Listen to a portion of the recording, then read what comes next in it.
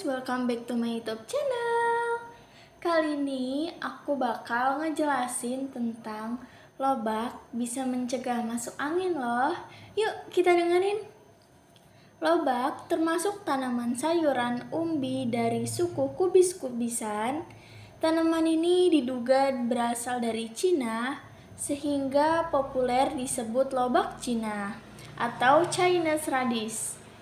Dugaan lain menyebutkan asal mula tanaman lobak adalah Jepang, kemudian menyebar luas ke berbagai negara di dunia, terutama di kawasan Asia. Sentra pembudidayaan lobak secara komersial dimulai dari Taiwan dan Filipina. Pada tahun 1950, di Taiwan terdapat areal tanaman lobak seluas 16.000 hektar dan tahun 1964 terdapat seluas 12.000 hektar dengan tingkat produksi 122.000 metrik ton.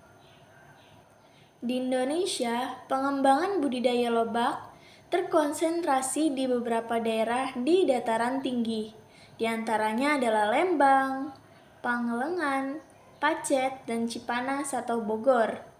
Hampir di sebagian besar provinsi di Indonesia, kecuali Lampung, Daerah Istimewa Yogyakarta, NTT, Timur Timur, Sulawesi Tenggara, dan Irian, daerah pusat produsen lobak yang paling luas adalah Jawa Barat. Kemudian disusul Bengkulu, Sumatera Utara, dan Kalimantan Barat. Manfaat tanaman lobak. Umbi lobak dapat dimakan mentah sebagai lalapan, dibuat acar atau asinan, dan pencampur soto. Daun-daunannya yang masih muda enak juga dijadikan lalapan mentah ataupun dimasak.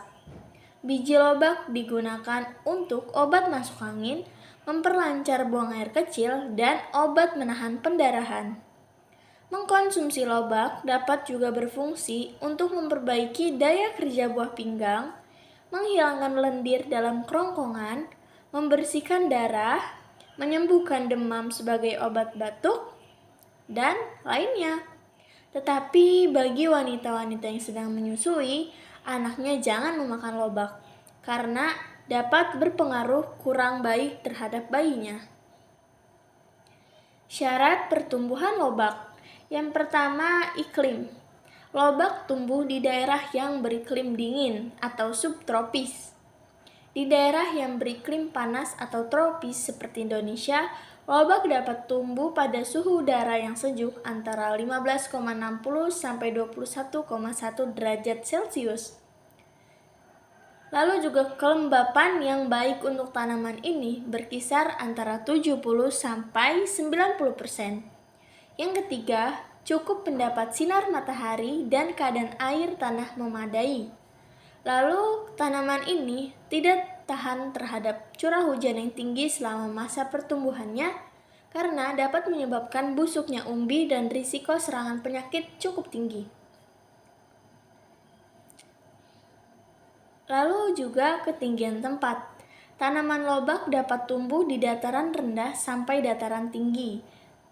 Pada ketinggian kurang lebih 1100 mdpl sampai 1250 mdpl. Kondisi lingkungan tumbuh yang paling baik untuk tanaman ini adalah di dataran tinggi. Lalu teknis budidaya. Pembibitan. Lobak diperbanyak secara generatif dengan biji-bijinya. Kebutuhan benih. Lahan adalah kurang lebih 4 kg dengan daya kecambah di atas 80%. Biji lobak dapat dengan mudah diperoleh di toko-toko sarana produksi pertanian terdekat, terutama biji atau benih lobak hibrida. Sedangkan lobak kultivar lokal dapat dibijikan oleh petani dengan cara menyisakan beberapa tanaman di kebun untuk dipelihara hingga bijinya tua atau matang di pohon. Persyaratan benih atau bibit. Yang pertama, biji tampak bemas dan utuh. Yang kedua, mempunyai daya kecambah yang tinggi.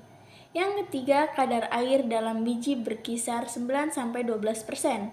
Yang keempat, bebas dan penyakit-penyakit yang berbahaya.